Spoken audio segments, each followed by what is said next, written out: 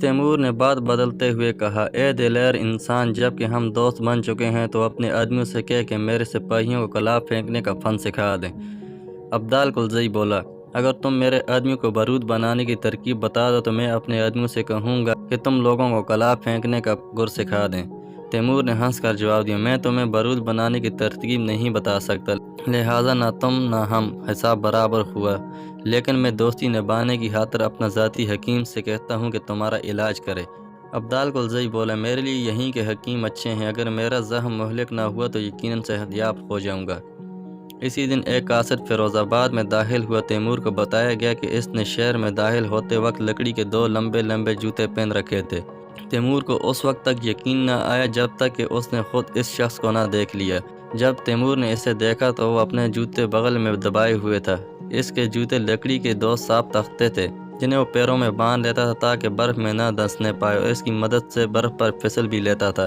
عبدال کلزئی نے تیمور کو بتایا کہ غور کے پہاڑی علاقوں میں رہنے والے سردیوں کے موسم میں جب برف پر چلنا مشکل ہو جاتا ہے تو ایسے ہی جوتوں کا استعمال کرتے ہیں۔ وہ شخص عبدال کلزئی کے لیے خط لے کر حاضر ہوا تھا، اور جب وہ خط پڑھ کر سنایا گیا تو یہ بات سامنے آئی کہ تیمور کا بیٹا شیخ عمر اپنے 20,000 سپاہیوں کے ساتھ برفانی علاقے میں پھنس گیا ہے۔ وہ خط مقامی حاکم نے بادشاہ غور کے لیے بھیجا تھا۔ خط کے مضمون سے ظاہر ہوتا تھا کہ شیخ عمر کو تیمور کے فیروز آباد پہنچنے کا علم نہیں۔ تیمور نے عبدال کلزئی کو بتایا کہ یہ 20,000 سپاہی جو اس کے بیٹے کی قیادت میں برفانی علاقے میں بھٹک گئے ہیں تو دراصل اس کی فوج کا ہی حصہ ہیں۔ اس نے خود اپنے بیٹے کو بلوایا اور ایسے علاقے میں ہے جہاں کے باشندے اسے اچھی نظروں سے نہیں دیکھتے۔ اگر تو میرا واقعی دوست بن گیا ہے تو اب دوستی کو نبھانے کا وقت ہے۔ تجھے چاہیے کہ میرے بیٹے اور اس کی سپاہیوں کو صورتحال سے نکالنے میں مدد کرے۔ عبدال کلزئی بولا، جیسا کہ تم دیکھ رہے ہو میں شدید زخمی ہوں اور تمہارے بیٹے اور اس کے آدمیوں کو بچانے کے لیے خود جانے کے قابل نہیں ہوں، لیکن میں مقامی گورنر کو یہ حکم ضرور دے سکتا ہوں کہ تمہارے بیٹے اور اس کی فوج کی ہر ممکن مدد کرے۔ مقامی گورنر کو تاکید کرے کہ وہ میرے بیٹے کی فوج کو اشیائے خوردنی، چارہ، ایندھن ضرور فراہم کرے کہ شیخ عمر کی فوج کو خیموں، نمدے اور پوستین کی بھی ضرورت ہوگی۔ پھر ایک کاتب کو بلوا کر عبدال کلزئی نے مقامی گورنر کے نام خط تحریر کرایا اور اس میں لکھوایا کہ شیخ عمر اور اس کے سپاہی ہمارے دوستوں میں سے ہیں، لہٰذا تمہیں ان کی مدد کے لیے ہر ممکن کوشش کرنی چاہیے، اور اس کام میں جتنا خرچہ ہوگا وہ بادشاہ غور کی ضمانت پر امیر تیمور کی طرف سے ادا کر دیا جائے گا۔ تیمور نے بھی ایک خط اپنے بیٹے عمر کے نام لکھا اور اس سے صورتحال سے آگاہ کرتے ہوئے بتایا کہ خونریز جنگ کے بعد وہ اور بادشاہ غور عبدال کلزئی باہم دوست بن گئے ہیں۔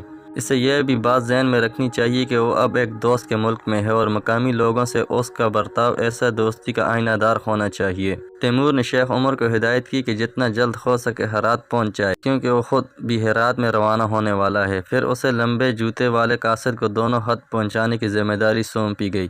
عبدال کلزئی نے بتایا کہ وہ 4-5 دن میں مذکورہ دونوں خط منزل مقصود تک پہنچا دے گا۔ دوست بنانے کے بعد عبدال کلزئی نے تیمور کو بطور مہمان تقریب میں مدعو کیا اور اسے دوستی کی یادگار کے طور پر مخصوص تلوار پیش کی۔ اس کی ظاہری حالت سے معلوم ہوتا تھا کہ متعدد زخم کھانے کے باوجود صحت یاب ہو جائے گا۔ تیمور زیادہ دیر فیروز آباد میں ٹھہر نہیں سکتا تھا کیونکہ وہاں ان کی ضرورت کے مطابق اشیائے خوراک اور چارہ وغیرہ دستیاب نہ تھا۔ چنانچہ 5 روز تک قیام کے بعد تیمور فیروز آباد سے روانہ ہو گیا۔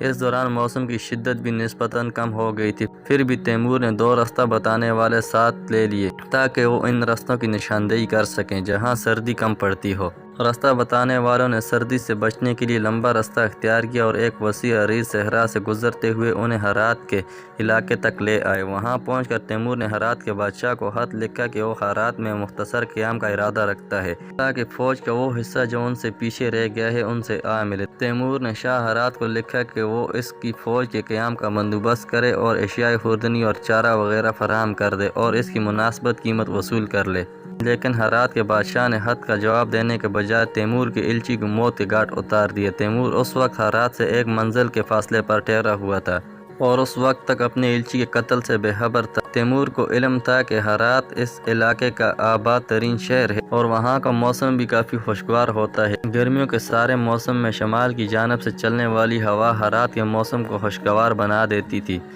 ہرات کے انگور اور خربوزے جو کہ موسم گرما سرما کے اول و آخر میں بازار میں نظر آتے تھے بے حد مشہور تھے۔ جب تیمور ہرات پہنچا تو موسم نسبتاً گرم ہو چکا تھا، کبھی کبھی تو انہیں رات میں آگ جلانے کی ضرورت بھی محسوس نہیں ہوتی تھی۔ جہاں انہوں نے پڑاؤ ڈالا تھا وہاں سے ہرات کے شمال میں واقع پہاڑیاں واضح نظر آتی تھیں۔ تیمور کو علم تھا کہ انہی پہاڑیوں میں ایک آتش کدہ موجود ہے جسے مجوسیوں نے تعمیر کرایا تھا، مگر یہ کب تعمیر ہوا کسی کو پتہ نہیں تھا۔ بس اتنا علم تھا کہ یہ آتش کدہ ہمارے پیارے نبی حضرت محمد صلی اللہ علیہ وسلم کی ولادت پر بجھ گیا تھا۔